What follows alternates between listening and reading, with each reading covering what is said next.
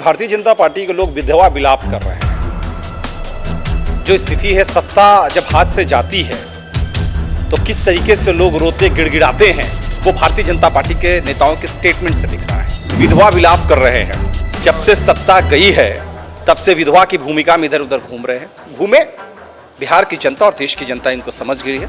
2024 में सबक सिखाएगी।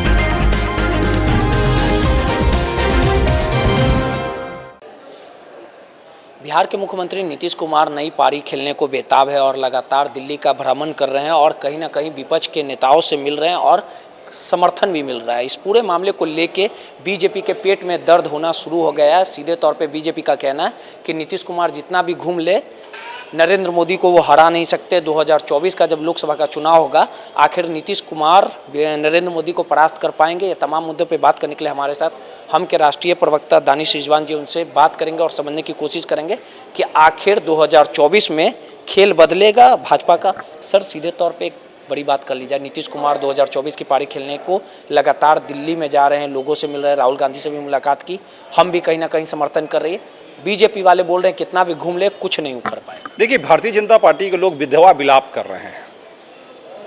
जो स्थिति है, सत्ता जब हाथ से जाती है तो किस तरीके से लोग रोते गिड़गिड़ाते हैं, वो भारतीय जनता पार्टी के नेताओं के स्टेटमेंट से दिख रहा है। अरे, बिहार के लिए तो सौभाग्य की बात है कि बिहार का कोई नेता देश का नेतृत्व करने जा रहा है, देश में विपक्ष को गोलबंद कर रहा है। और भारतीय जनता पार्टी के संस्थापक रहे हैं मुखर्जी जी, उन्होंने क्या कहा था? श्यामा प्रसाद मुखर्जी ने कहा था कि देश के लोकतंत्र के लिए यह जरूरी है कि विपक्ष मजबूत हो, और नीतीश कुमार जी वही काम कर रहे हैं। तो अपोजिशन और भारतीय जनता पार्टी के नेताओं की तो जवाबदेही बनती थी कि वो स्वागत करें कि कोई सफल भारतीय नेतृत्व की बातचीत कर रहा है, कोई लोकतांत्रिक व्यवस्था की बातचीत कर रहा है। लेकिन अब रुदाली गिरोह बने घूम रहे हैं। जब से मंत्री पद गया है तब से रोते गिड़गिड़ाते घूम रहे हैं कि भाई मेरी सत्ता चली गई, मेरी सत्ता चली गई।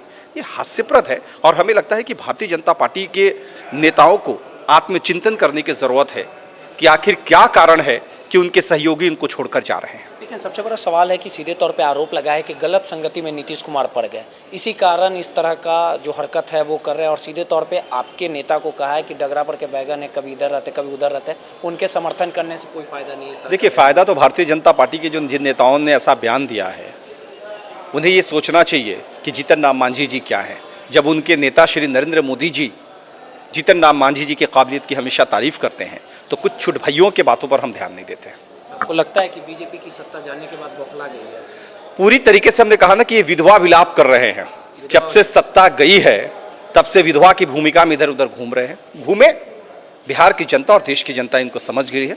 2024 में सबक सिखाएगी। लेकिन सबसे बड़ा सवाल है कि राहुल गांधी एक अलग चेहरा है, तमाम अरविंद केजरीवाल, कोई चेहरा अभी नहीं है। अभी कोई चेहरा नहीं। अभी हमारा एजेंडा साफ है। हमारा एजेंडा अपोजिशन को गोलबंद करना है और उस दिशा में माननीय मुख्यमंत्री नीतीश कुमार जी काम कर रहे हैं। अगर विपक्ष स्वीकारेगा नीतीश कुमार को तो हमने स्पष्ट तरीके से कहा कि अभी एजेंडा चेहरा नहीं है, हमारा एजेंडा विपक्ष को गोलबंद करना है और उस पर काम कर रहे हैं हम लोग। देखिए, सीधे तौर पे दानिश रिजवान जी थे, उन्होंने कहा है कि विपक्ष लगातार एकजुट है और नीतीश कुमार के नेतृत्व में काम करेगा। चेहरा को भी स्वीकारा जाएगा आने वाले समय में। लेकिन जिस प्रकार से पूरे घटनाक्रम की बात कर ली जाए, बीजेपी लगातार नीतीश कुमार पर हमलावर दिख रही है। रोहित, NBC 24 पटना।